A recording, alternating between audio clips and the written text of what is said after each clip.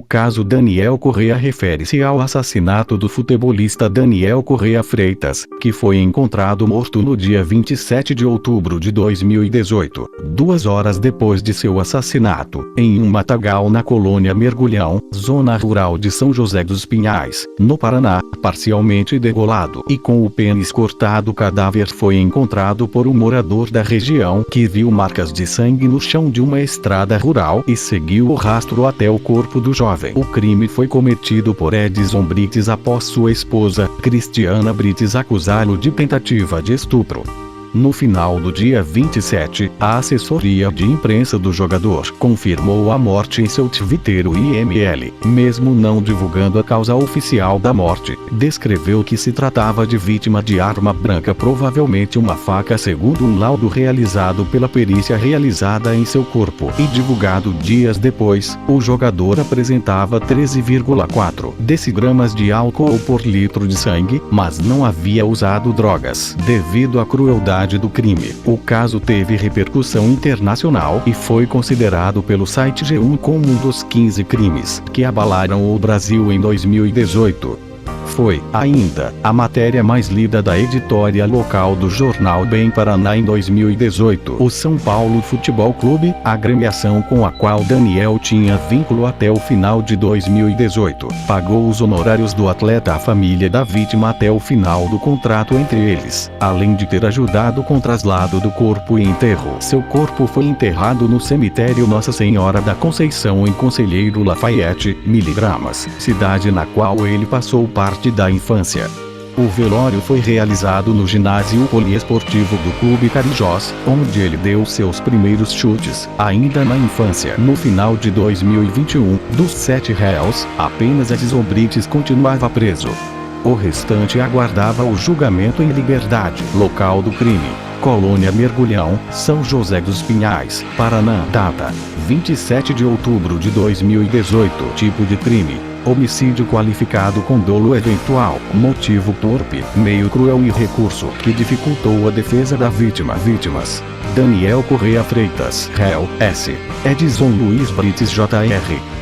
Juninho Riqueza, Alana Brites, Cristiana Brites, Eduardo Henrique da Silva, David William da Silva, Igor King, Evelyn Brizola Perusso. Situação: em investigação. Carreira: Cruzeiro. Daniel começou sua carreira futebolística aos 11 anos, no Cruzeiro.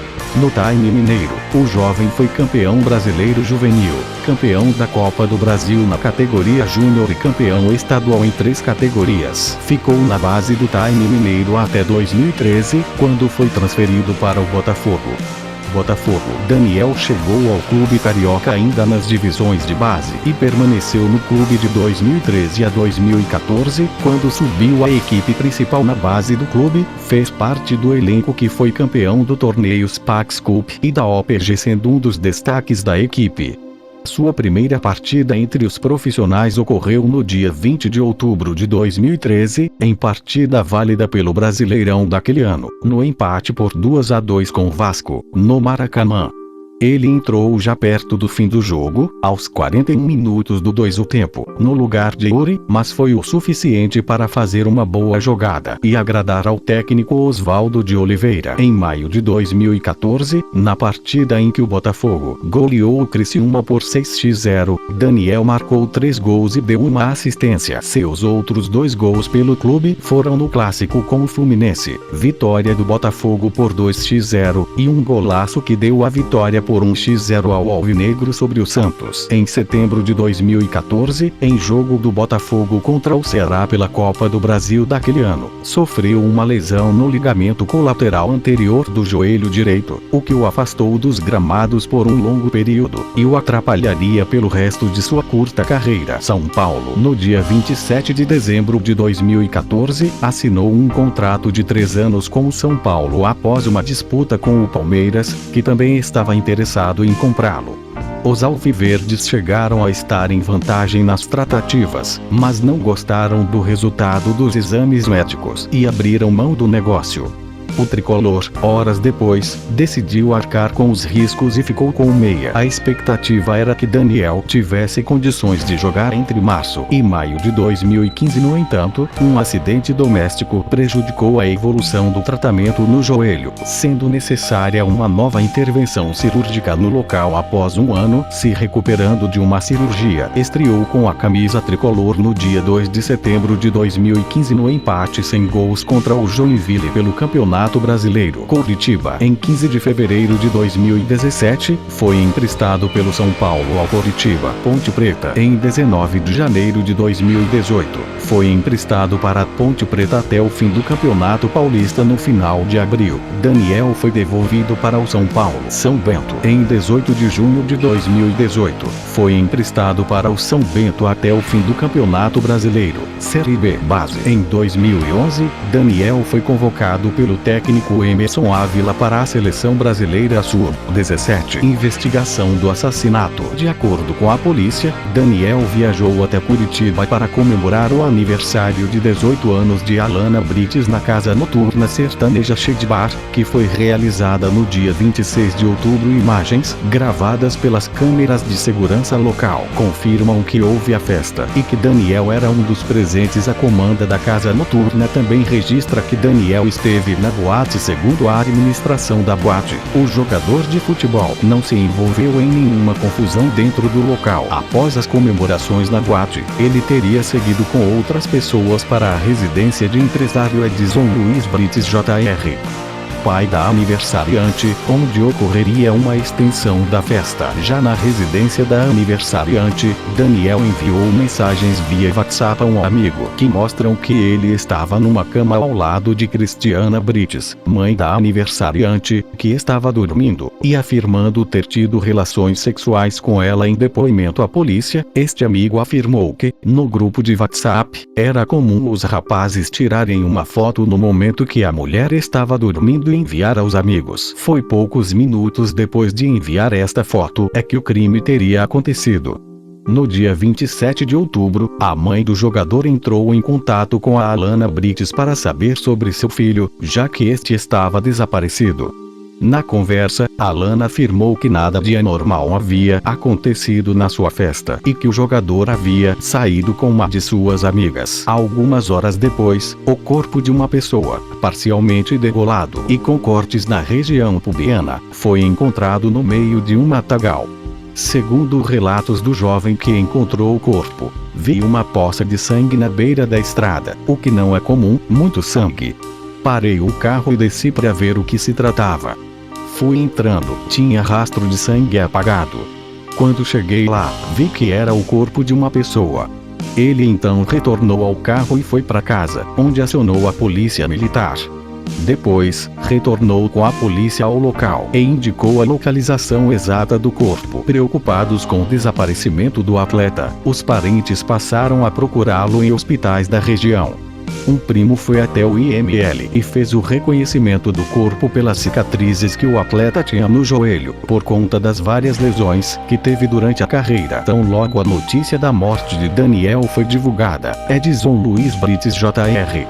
ligou para a mãe do jogador para dar pêsames pela morte do filho e oferecer auxílio. Edson também ligou para um amigo do jogador, ocasião em que disse que Daniel saiu sozinho da casa da família e lamentou sua morte. Dias depois, a polícia descobriu que as ligações foram feitas de um celular de um homem assassinado em 2016, também em São José dos Pinhais. O promotor João Milton Salles estranhou o fato, questionando: quem anda com um celular de um morto? No dia 29 de outubro, câmeras de segurança de um shopping flagraram Edson Brites, sua mulher, Cristiana, e sua filha, Alana, na praça de alimentação. Eles aguardavam mais 3 pessoas, que também estiveram envolvidas com o crime. Todos foram convidados por Alana, via mensagem de WhatsApp, com os seguintes dizeres: quero convidar você para a minha festinha da semana que vem, lá no shopping. Ai, comeremos algo, testemunhas afirmaram. Dias depois, que Edson marcou esse encontro para montar um álibi e combinar o que deveria ser dito, caso fossem procurados pela polícia. De acordo com as testemunhas, Edson propôs que eles fechassem o elo e que se alguém falasse algo, ele saberia quem era. No dia 31 de outubro, 4 dias após a morte de Daniel, câmeras de segurança de uma loja de assistência técnica de aparelhos celulares flagraram Edson e sua esposa, Cristiana. Eles foram até a loja às 17h50. Segundo a responsável pelo local, Cristiana estava abatida quando chegou ao estabelecimento e se reservou a falar apenas sobre os problemas do celular. De acordo com a assistência, o celular estava com defeito na placa de áudio, na parte do microfone, e ficou lá para ser consertado. Após descobrir que o casal Brites tinha envolvimento no caso Daniel, a responsável pela loja entrou em contato com a Polícia Civil e entregou o aparelho no dia 5 de novembro aos investigadores. O aparecimento do aparelho na assistência técnica levanta suspeitas de que o real motivo do conserto seria a formatação do equipamento. Depoimentos. Testemunha-chave. No dia 31 de outubro, uma testemunha considerada chave pela Polícia Civil, pois havia estado com Daniel momentos antes da morte, prestou um depoimento no qual afirmou que, após o jogador ter sido flagrado com a esposa do réu, ele teria sido espancado e violentamente assassinado. Ainda segundo esta mesma testemunha, o autor do crime procurou as pessoas que estavam na casa para montar um álibi, mudando as versões dos fatos. A testemunha informou também que não sabia afirmar o que havia ocorrido enquanto Daniel estava sozinho no quarto com a mulher. No dia 19 de novembro, seu advogado, Jacob Filho, foi até a delegacia de São José dos Pinhais para levar áudios de ameaças recebidas pela mãe de seu cliente através do telefone celular. Logo depois que a testemunha veio até a delegacia de polícia e relatou tudo o que aconteceu, sua mãe passou a receber mensagens ameaçadoras, dizendo que um bandido procurou um tal de Tico, um amigo em comum dele e de Brites, dizendo que se ele voltar a São José dos Pinhais, será apagado, contou Edson Luiz Brites Jr.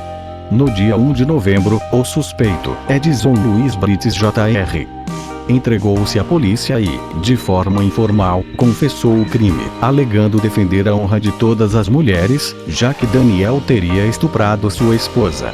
Ele foi detido e indicou o local onde a arma branca teria sido descartada. Ele afirmou que a faca usada foi jogada em um lago. No local, o pênis decepado do jogador foi encontrado pendurado em uma árvore, a cerca de 20 metros do local onde o corpo de Daniel havia sido encontrado. O advogado de defesa, Cláudio Daledoni Jr., sustentou que o jogador não era próximo de Alana e foi até a residência, onde foi espancado, sem ser convidado.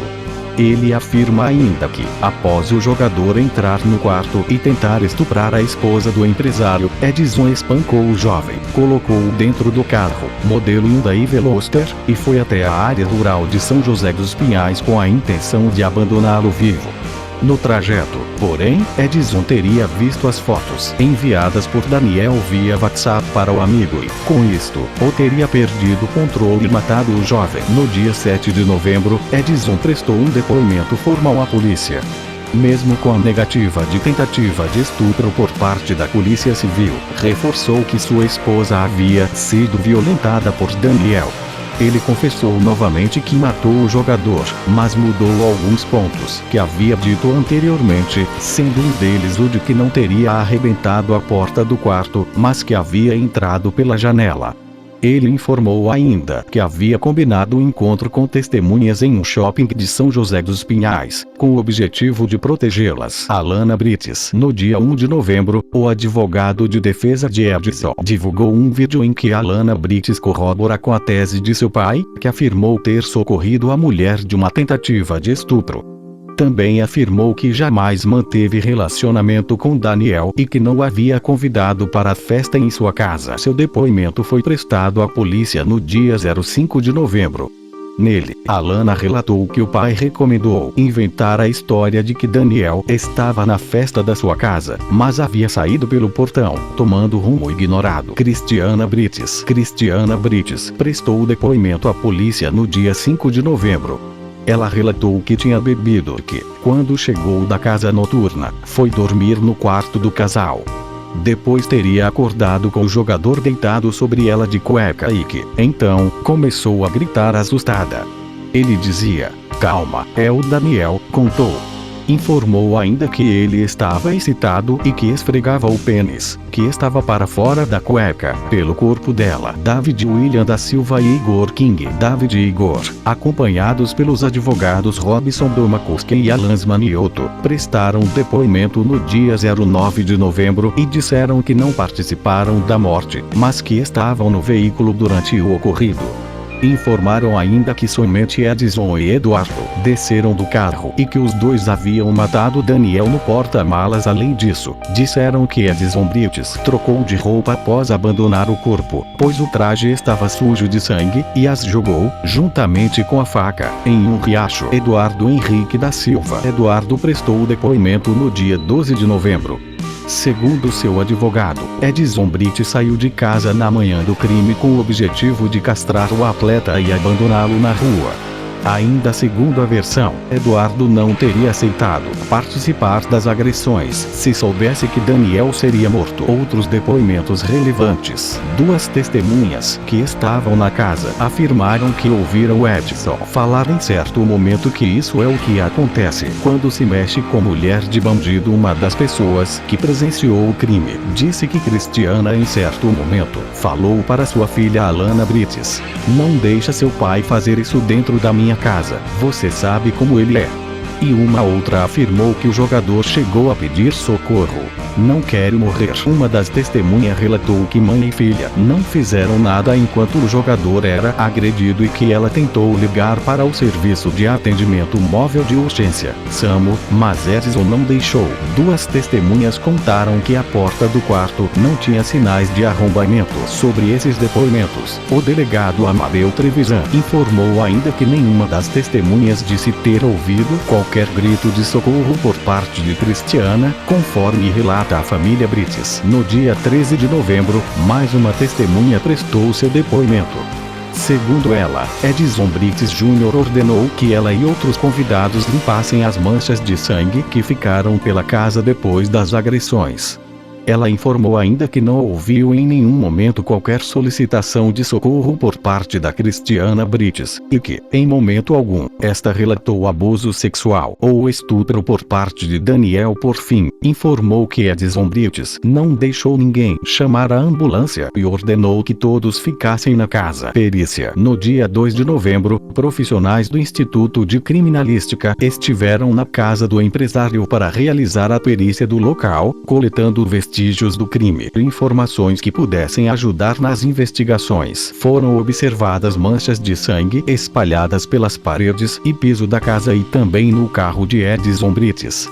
Segundo o laudo, há sinais de que houve tentativa de limpeza dos locais. Como não foram encontrados os pertences do jogador, a investigação trabalhou com a hipótese de que as roupas e o celular de Daniel tenham sido queimados, já que, conforme laudo da perícia técnica anexado ao inquérito, na varanda do imóvel, mais precisamente sob a janela do quarto, observou-se um recipiente metálico próprio para alimentar animais. O interior deste objeto apresentava sinais recentes de queima, com fuligem e enegrecimento das paredes internas. Cumpre mencionar que os remanescentes desta queima não permitiram ao perito identificar os elementos que ali foram incinerados. Laudos do IML. No dia 6 de novembro, um laudo médico afirmou que Daniel apresentava 13,4 decigramas de álcool por litro de sangue, mas que não havia usado drogas. O laudo oficial do Instituto Médico Legal, IML, foi divulgado no dia 22 de novembro. Segundo o documento, Daniel foi carregado por mais de uma pessoa até o local onde o corpo foi encontrado horas mais tarde pela polícia, e a causa da morte foi facada no pescoço. A perícia não conseguiu concluir, no entanto, se o jogador foi mutilado ainda vivo. A degola parcial foi o motivo da morte, mas não é possível precisar qual lesão aconteceu antes e se ele tinha sinais vitais quando foi mutilado. Lesões dorsais, torácicas e na coxa de Daniel apontam que provavelmente duas pessoas carregaram o jogador neste trajeto, diz o documento. Análise dos depoimentos pela promotoria. Para o promotor Milton Salles, responsável pelo caso, a história sustentada pela defesa apresenta contradições, já que fotos na rede social de Alana demonstram que existia uma certa familiaridade entre eles. Além disso, uma série de prints de telas do celular da Alana mostram que a jovem conversou com um amigo em comum, com a mãe de Daniel e com uma tia dele depois do crime, dando informações diferentes. O advogado de defesa de Daniel afirma que se o cliente tivesse de fato estuprado a mãe da jovem, ela não teria se solidarizado com a morte do jogador, conforme demonstrou em suas conversas pelo WhatsApp e em postagens em suas redes sociais após a morte. A mesma tese vale para o empresário Edson. Esse maluco ligou para a mãe do Daniel. Foi um negócio bem de sangue frio mesmo. Se o Daniel tivesse estuprado, ele não ligaria para a mãe de um estuprador e falaria sobre sentimentos dele. Não se estivesse defendendo a honra da família.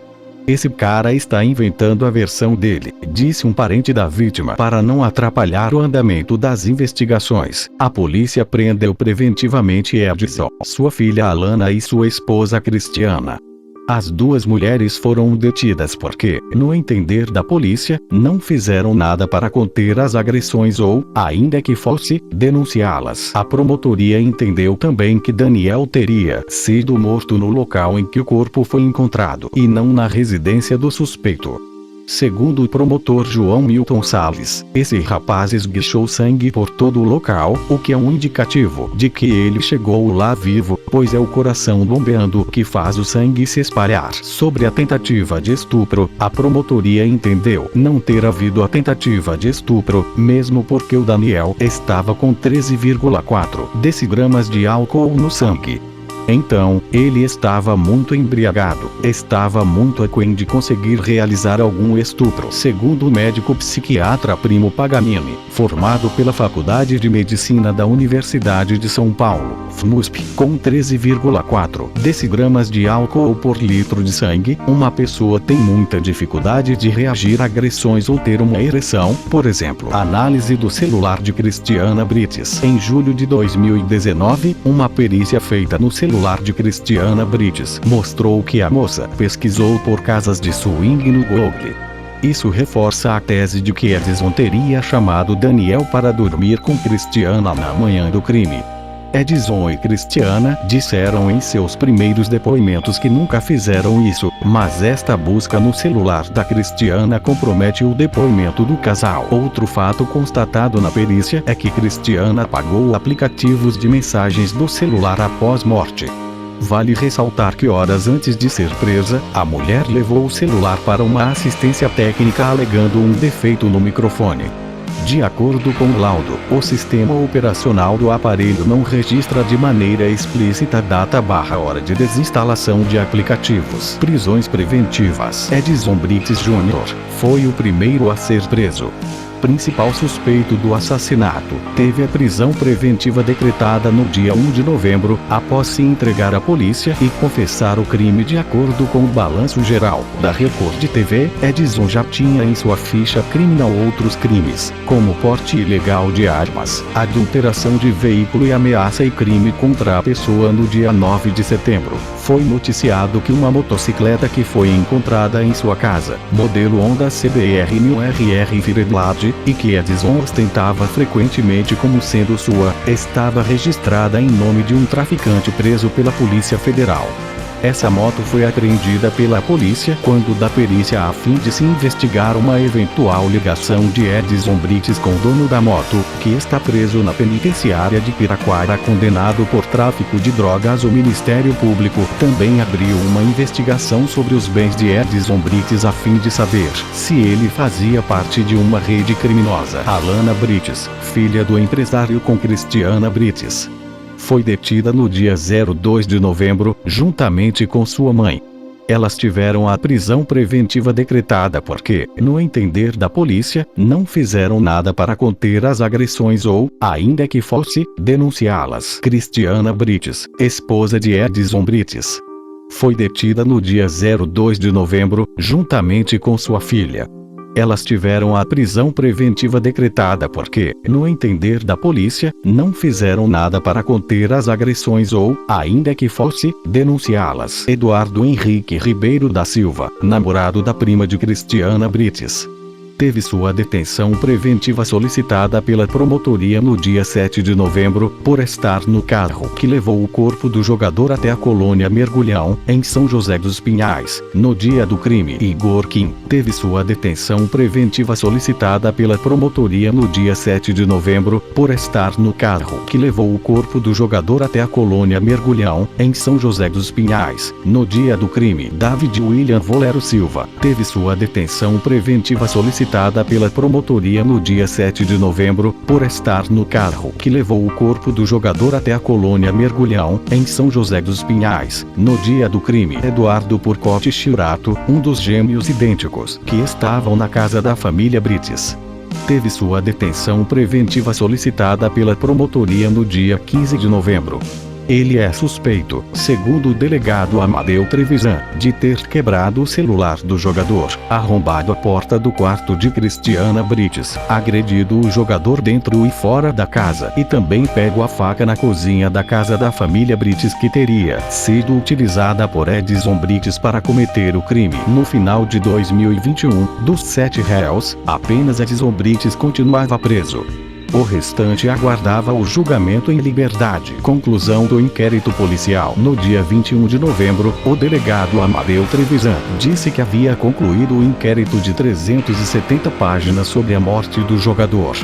Ele afirmou que não achou necessário esperar o resultado dos laudos técnicos para concluir seu inquérito. Temos autoria e materialidade. O laudo vem para robustecer o que temos. Não há necessidade do inquérito permanecer na delegacia. O Daniel morreu aos poucos. Ele começa apanhando no quarto, onde o Edson é ajudado pelos demais. Ele apanha na calçada. Estamos falando de tortura, porque ele se afoga no próprio sangue. Ele não morre no carro, ele chega vivo à colônia Mergulhão. Deve ser difícil a pessoa ouvir a própria sentença de morte. O Daniel ouviu. Quando colocaram ele no veículo, Edson disse que ia capar e dar um fim nele. Indiciamentos: pessoa indiciada, acusações, Polícia Civil, acusações, Ministério Público, Edson Brites, homicídio qualificado e ocultação de cadáver / homicídio triplamente qualificado, ocultação de cadáver, fraude processual, corrupção de adolescente e coação de testemunhas. 2. Cristiana Brites, coação de testemunha e fraude processual / homicídio qualificado por motivo torpe, coação do curso de processo, fraude processual e corrupção de adolescente. Alana Brites, coação de testemunha e fraude processual / coação no curso do processo, fraude processual e corrupção de adolescente. Eduardo da Silva, homicídio qualificado e ocultação de cadáver / homicídio triplamente qualificado, ocultação de cadáver, fraude processual. Igor Kim, homicídio qualificado e ocultação de cadáver / homicídio triplamente qualificado, ocultação de cadáver, fraude processual. David William da Silva, homicídio qualificado e ocultação de cadáver / homicídio triplamente qualificado, ocultação de cadáver, fraude processual. Evelyn Brizola Perso, fraude processual / teve seu processo desmembrado e seus recursos ainda serão julgados separadamente. Eduardo Porcote, acusado de lesões graves, não foi denunciado pelo MP. Cronologia dos fatos antecedentes estão relacionados nesta seção fatos que não necessariamente têm ligação direta com o assassinato, mas que ajudam a elucidá-lo. 2005, Edson Brites tem um boletim de ocorrência registrado por ameaça e crime contra a pessoa. Artigo 140 do Código Penal. 2007, Edson Brites foi acusado de crime contra o patrimônio, que foi denunciado por uma mulher. Abril de 2015, por meio de uma denúncia anônima, Edson Brites foi acusado de realizar adulteração de chassi de um veículo Hyundai Sonata. Após a abordagem da polícia na casa de Edson, o veículo foi localizado e então os policiais constataram uma adulteração na numeração dos vidros do automóvel. O veículo fora roubado no ano anterior em Porto Alegre. 2017, registro de mais um processo de adulteração de veículo foi encontrado no nome de Edson por meio de uma outra denúncia. Outubro de 2017, jogador Daniel participa das comemorações de 17 anos de Alana Brites. Na conta oficial de uma de suas redes sociais, é possível ver que a vítima seguia a Alana, Cristiana e Edson Brites na plataforma, demonstrando que tinha uma ligação com a família. 8 de junho de 2018, Edson Brites recebe voz de prisão por porte ilegal de arma. Edson foi liberado após pagar R$ 500 de fiança. 26 de outubro, por volta das 20, Daniel viaja até Curitiba para comemorar o aniversário de 18 anos de Alana Brites na casa noturna sertaneja Shedbar. Ele havia deixado as malas na casa de um amigo, tomado um banho e seguido para uma festa antes de ir para o aniversário. 26 de outubro, por volta das 23h30, Daniel chega à casa noturna, onde está sendo comemorada a festa de aniversário de 18 anos de Alana Brites. Os convites haviam sido entregues ao jogador pelo pai da aniversariante.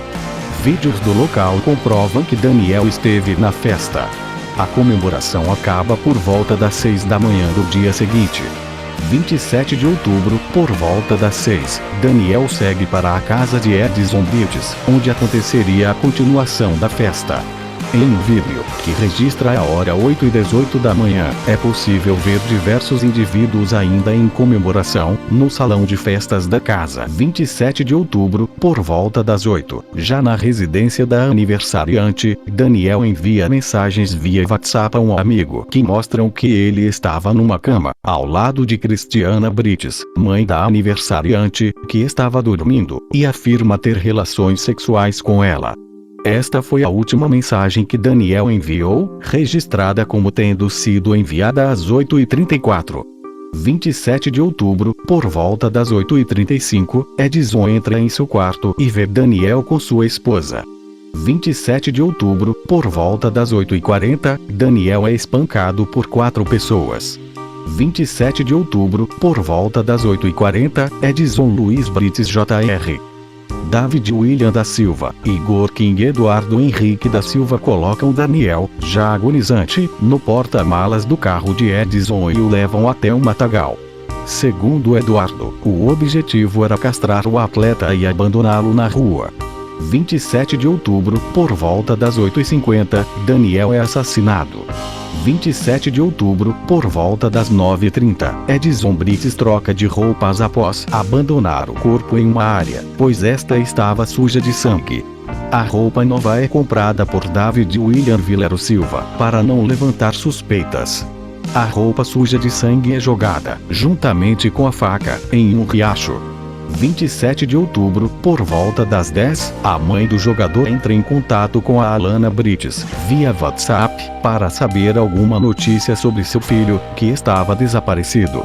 Na conversa, Alana afirma que nada de anormal havia acontecido na sua festa e que o jogador havia saído com uma de suas amigas.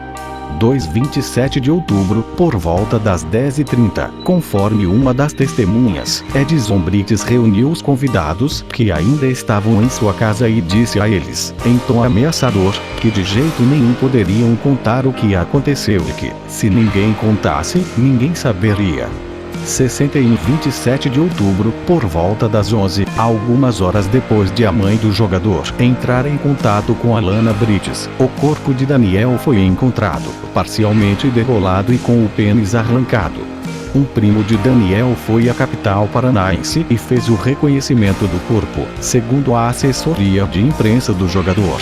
O IML, mesmo não divulgado a causa oficial da morte, descreveu que o corpo foi vítima de arma branca. 27 de outubro, parte da tarde, tão logo a notícia da morte do Daniel foi divulgada, Edson Luiz Brites Jr.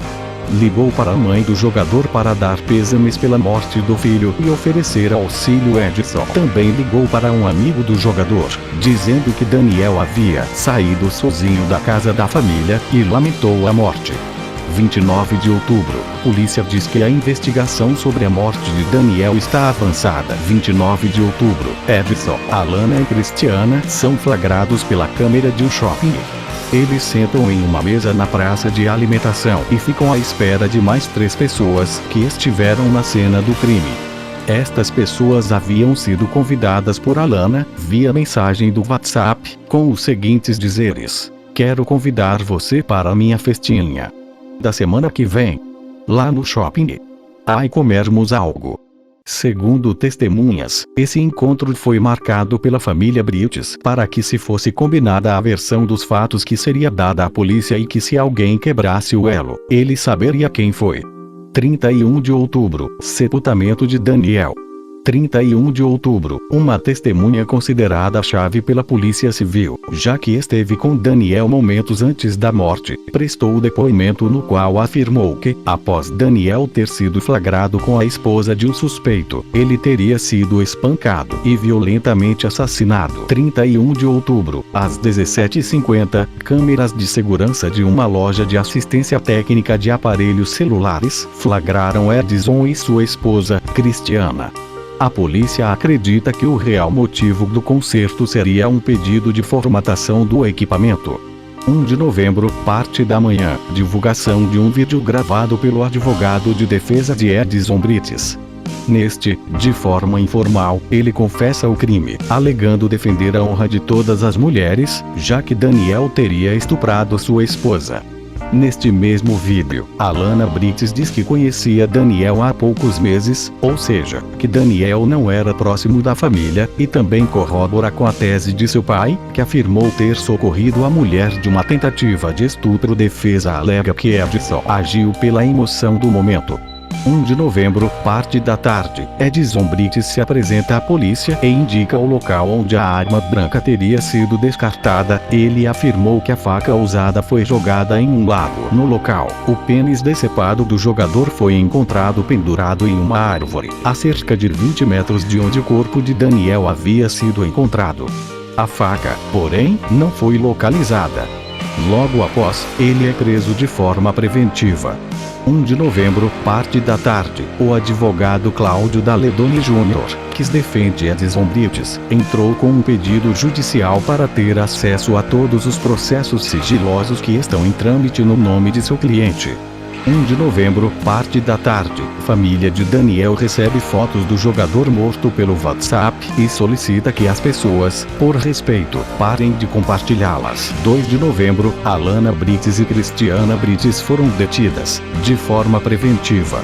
Elas tiveram a prisão decretada porque, no entender da polícia, não fizeram nada para conter as agressões ou, ainda que fosse, denunciá-las. 2 de novembro, profissionais do Instituto de Criminalística estiveram na casa de Edson para realizar a perícia do local, coletando vestígios do crime e informações que pudessem ajudar nas investigações. 2 de novembro, o promotor Milton José foi até o local onde o corpo de Daniel foi encontrado. Segundo ele, o jogador estava vivo quando chegou ao local, já que havia muito sangue próximo à rua, e não havia sangue onde o corpo foi encontrado. 2 de novembro, por ser dia de finados, uma cruz e uma mensagem bíblica foram deixadas no matagal onde o corpo de Daniel foi encontrado. Não se sabe, porém, quem o fez. 2 de novembro, a médium clarividente Adassa posta um vídeo afirmando ter recebido mensagens do espírito do jogador. Segundo ela, esse moço se arrependeu de tudo o que ele fez. Ele não foi morto dentro daquela casa. Ele tomou um sossega-leão, desmaiou e ele se engasgava muito com sangue. No meu sonho não conseguia nem respirar. Ele disse que estava tudo bem escuro e escutou que iriam arrancar as pernas dele, mas alguém disse que era melhor matar senão ele escaparia. 4 de novembro, imprensa divulga que Edson Brites tem uma longa ficha criminal, mormente por porte ilegal de armas. Outras passagens de Edson pela polícia foram por disparo de arma de fogo e adulteração de veículos. 5 de novembro, depoimentos de Cristiana Brites e Alana Brites são colhidos. Ambas afirmam que Daniel tentou estuprar Cristiana. 5 de novembro, celular de Cristiana Brites, que havia sido deixado na assistência técnica, é entregue à polícia.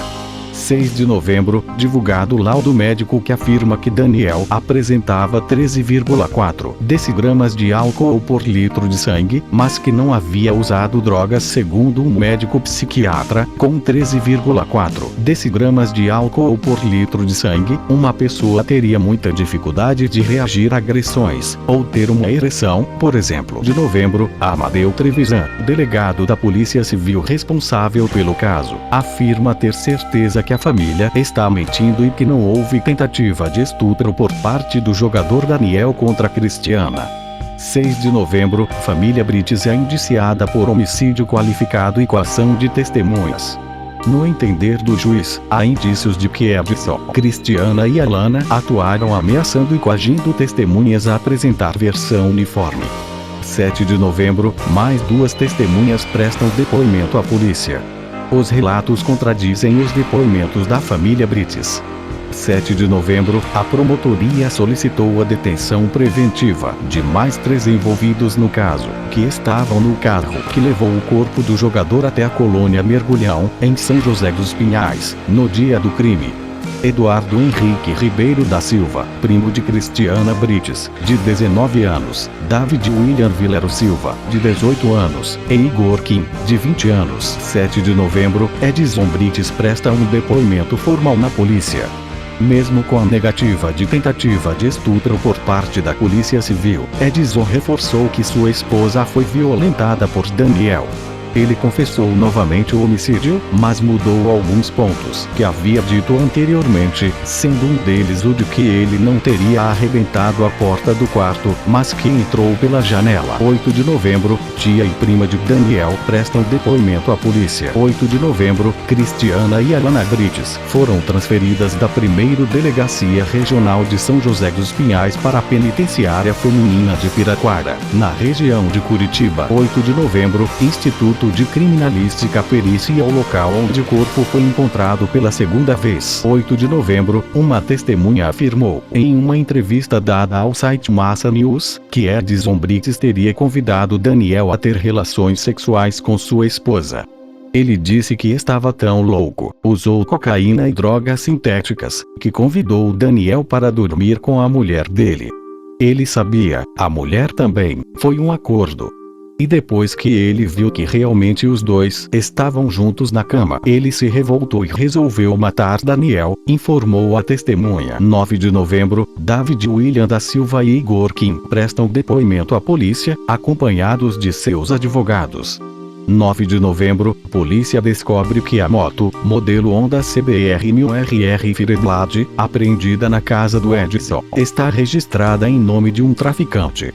Edson aparecia em vários vídeos em suas redes sociais ostentando esta moto, como se fora dele.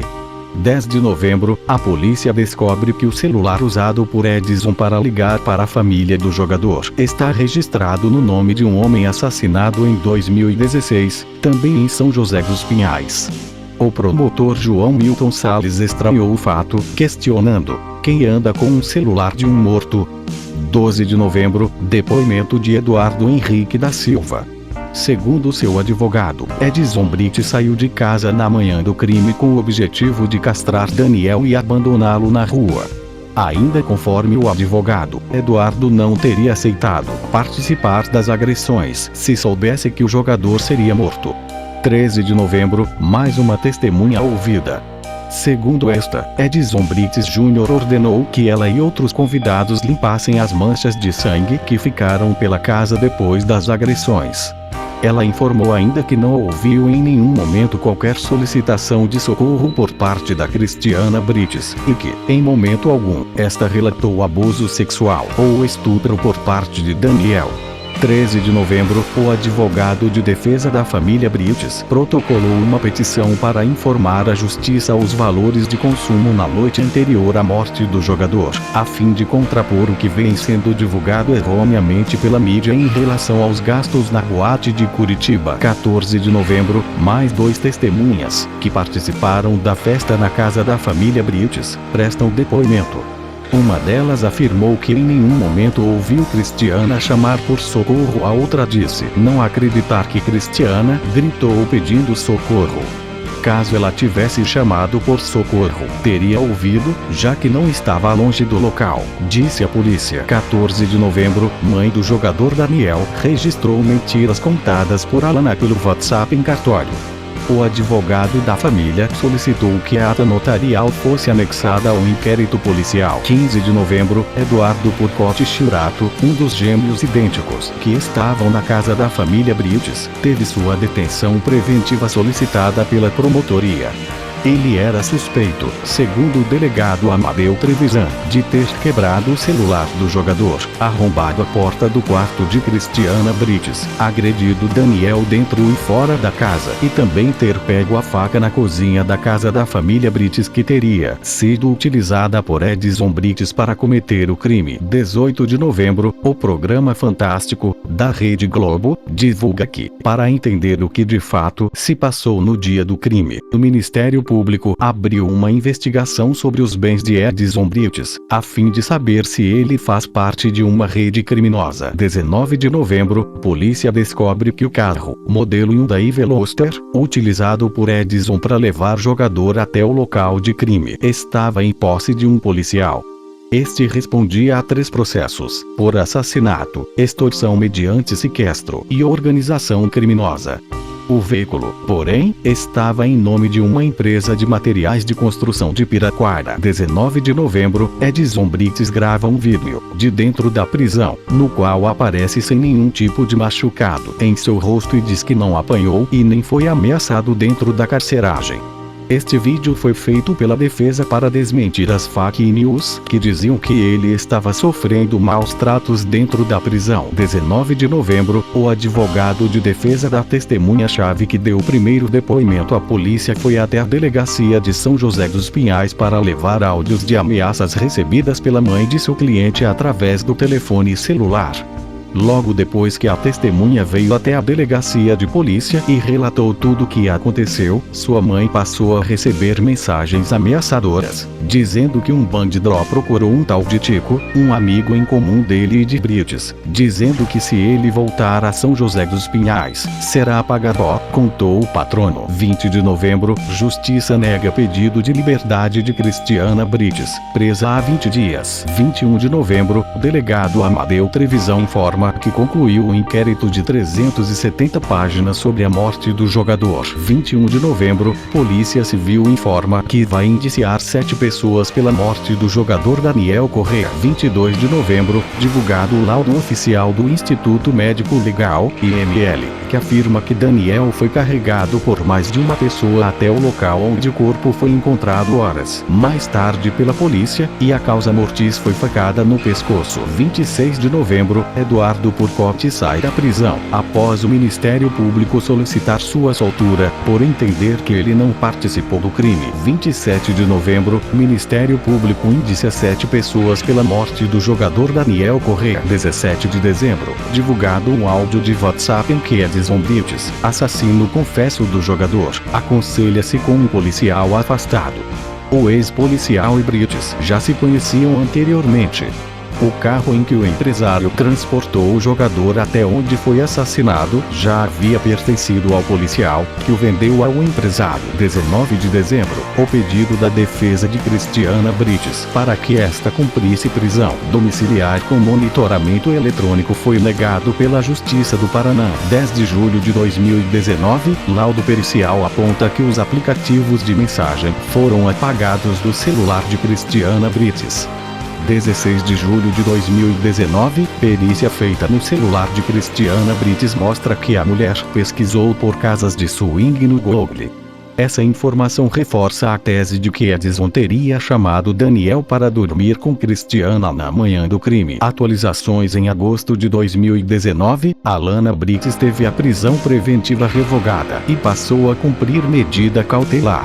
Em setembro de 2019, Cristiana, Eduardo da Silva, Igor King e David William da Silva também tiveram a prisão preventiva revogada. Em maio de 2021, a Justiça do PR decidiu que Cristiana Cristiana e a júri popular em 22 de setembro de 2021, o Tribunal de Justiça do Paraná permitiu a anulação da sessão de julgamento dos 7 réus do processo, possibilitando aos acusados uma nova chance de evitar o júri popular. A anulação deve-se ao fato de que, em maio do mesmo ano, o tribunal julgou recursos das defesas e manteve a decisão anterior de pronunciá-los ao procedimento do tribunal do júri, sem, porém, notificar os advogados de defesa dos réus sobre a data de julgamento dos respectivos recursos.